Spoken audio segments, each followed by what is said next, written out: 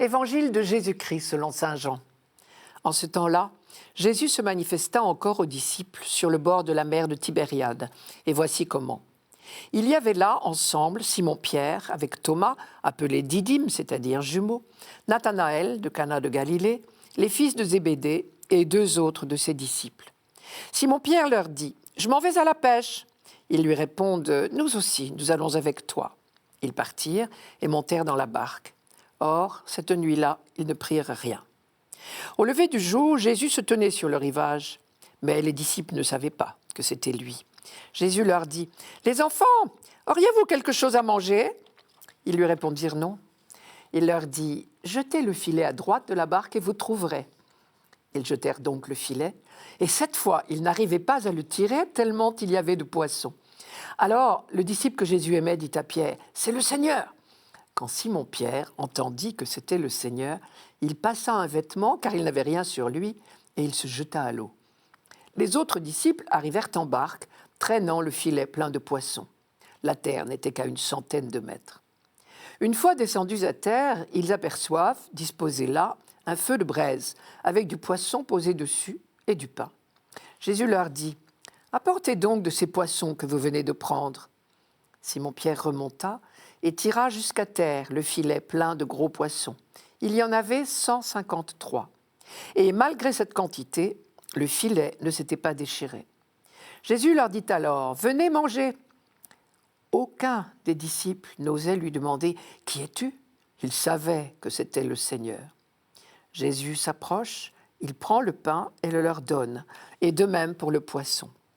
C'était la 3e fois que Jésus, ressuscité d'entre les morts, se manifestait à ses disciples.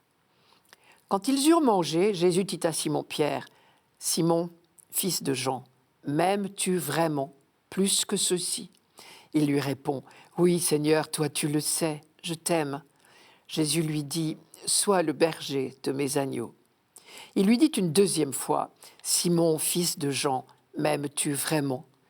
Il lui répond, « Oui, Seigneur, toi tu le sais, je t'aime. » Jésus lui dit, « Sois le pasteur de mes brebis. » Il lui dit pour la 3e fois, « Simon, fils de Jean, m'aimes-tu » Pierre fut peiné, parce que la 3e fois, Jésus lui demandait, « M'aimes-tu » Il lui répond, « Seigneur, toi tu sais tout, tu sais bien que je t'aime. » Jésus lui dit, « Sois le berger de mes brebis.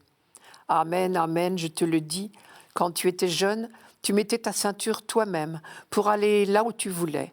Quand tu seras vieux, tu étendras les mains et c'est un autre qui te mettra ta ceinture pour t'emmener là où tu ne voudrais pas aller. » Jésus disait cela pour signifier par quel genre de mort Pierre rendrait gloire à Dieu. Sur ces mots, il lui dit « Suis-moi ». Première question à propos de ce texte. En débarquant sur le rivage, les disciples trouvent un feu de braise avec du poisson posé dessus et du pain. Et malgré cela, Jésus leur dit d'apporter du poisson qu'ils viennent de prendre. Peut-on penser qu'il en manquait ? Il faut peut-être plutôt en déduire que dans l'œuvre d'évangélisation symbolisée par la pêche, depuis que Jésus a appelé Pierre pêcheur d'hommes, Jésus nous précède.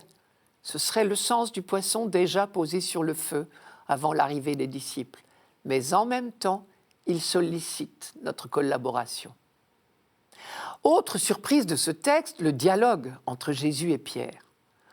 Malheureusement, notre traduction en français ne peut pas rendre compte de la subtilité du vocabulaire grec. En français, nous n'avons qu'un verbe, aimer. Le grec, lui, emploie 2 verbes différents. Le premier verbe, agapao, signifie l'amour sans réserve, total, inconditionnel, l'agapé. Le 2e verbe, philéo, exprime l'amour d'amitié, tendre, mais pas totalisant.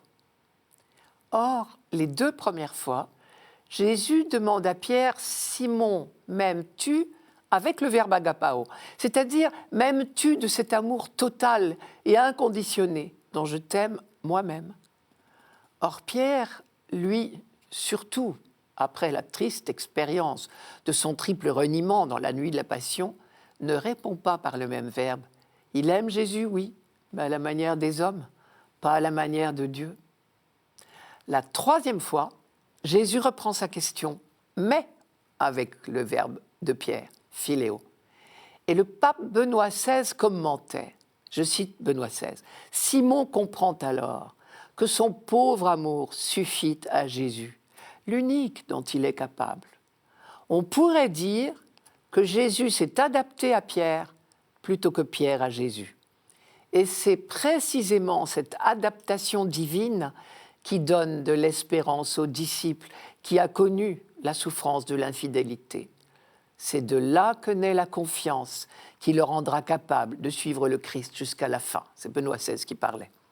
À chaque fois, Jésus s'appuie sur cet engagement, cette adhésion de Pierre, pour lui confier la mission de pasteur de la communauté. « Sois le pasteur de mes brebis. » Jésus précise bien « mes brebis ». Pierre est invité à partager la charge du Christ. Il ne devient pas propriétaire du troupeau, mais le soin qu'il prendra du troupeau sera le lieu de vérification de son amour pour le Christ lui-même. Pourquoi cette précision de Jésus « m'aimes-tu plus que ceci » ? Il ne faut pas, je crois, entendre ici une espèce de brevet de bonne conduite du genre « puisque tu m'aimes plus que les autres, je te confie la charge ». Au contraire, il me semble qu'il faut entendre « c'est parce que je te confie cette charge qu'il faudra que tu m'aimes davantage ».